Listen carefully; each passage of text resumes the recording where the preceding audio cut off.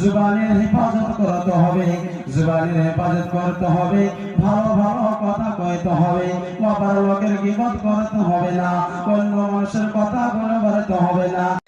ভাইরা আমার বন্ধুগণ, আল্লাহ রাসূল সাল্লাল্লাহু আলাইহি ওয়াসাল্লাম বলেছেন, কি বলেছেন? ইযা সাল্লাতিল মারআতু খামসাহা ওয়া সামাত সারাহা ওয়া হাফিজাত ফারদাহা ওয়া আতাত যাওজাহা। কোন মহিলা যদি বেঁচে থাকাকালে চারটা কাজ করতে পারে, চারটা কাজ করতে পারে, তো আল্লাহ রাসূল সাল্লাল্লাহু আলাইহি ওয়াসাল্লাম বলেছেন জান্নাতের দরওয়াজা রয়েছে, অনেক দরওয়াজা রয়েছে, ও যে দরজাতে যাক না কেন ওকে বাধানো দেওয়ানো হবে না, ওকে বাধানো দেওয়ানো হবে না। চারটা কাজ কি? আল্লাহ রাসূল বলেছেন ইযা সাল্লাতিল মারআতু খামসাহা, কোন মহিলা যদি 5 ওয়াক্তের সালাত ঠিকভাবে সঠিকভাবে যদি রাখতে পারে, পালন করতে পারে, নামাজ পড়তে পারে।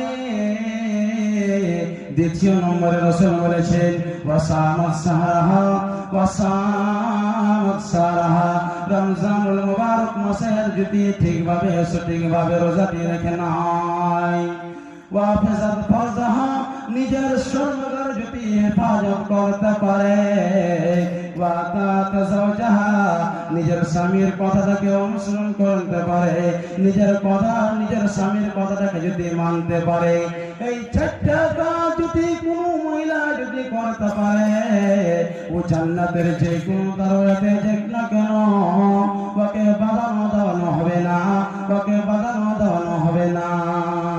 শুধু তাই নয়, আল্লাহ রাসূল সাল্লাল্লাহু আলাইহি ওয়াসাল্লাম বলেছেন, আল্লাহ রাসূল সাল্লাল্লাহু আলাইহি ওয়াসাল্লাম বলেছেন যখন আমি মেরাজের রাতে গেলাম, তখন আমি জাহান্নামে মহিলাকে বেশি বেশি দেখে আসলাম। দুইটা গুনার কারণে আমি মহিলাকে জাহান্নামে বেশি বেশি দেখে আসলাম। রাসূল বলেছেন দুইটা গুনাহ কি? মহিলারা গীবত থেকে বাঁচতে পারে না, অন্য মহিলার অন্য মানুষের গীবত করে। দ্বিতীয় নম্বরে রাসূল বলেছেন নিজের স্বামীর নাশুকরি করে। এবার গীবতের আঞ্জাম কি হবে?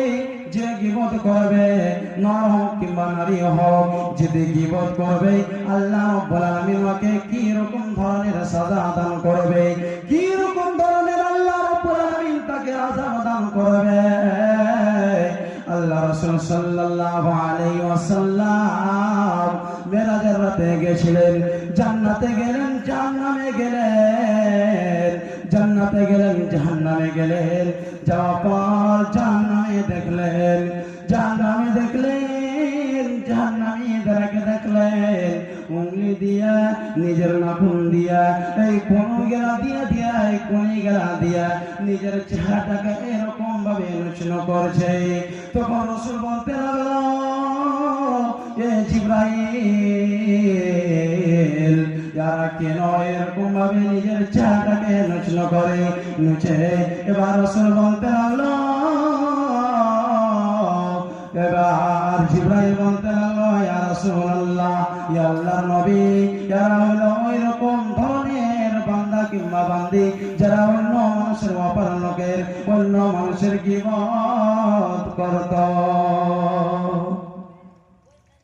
ভাই বন্ধুগণ, আল্লাহ রাসূল বলেছেন যদি কোন নর কিংবা নারী হোক, কেউ কোন আল্লাহর বান্দা কিংবা বান্দি হোক, দুইটা জিনিসের যদি হেফাজত করে, তা আল্লাহ রাসূল সাল্লাল্লাহু আলাইহি ওয়াসাল্লাম বলেছেন আমি জান্নাতের গ্যারান্টি নিয়ে নিলাম, আমি জান্নাতের গ্যারান্টি নিয়ে নিলাম।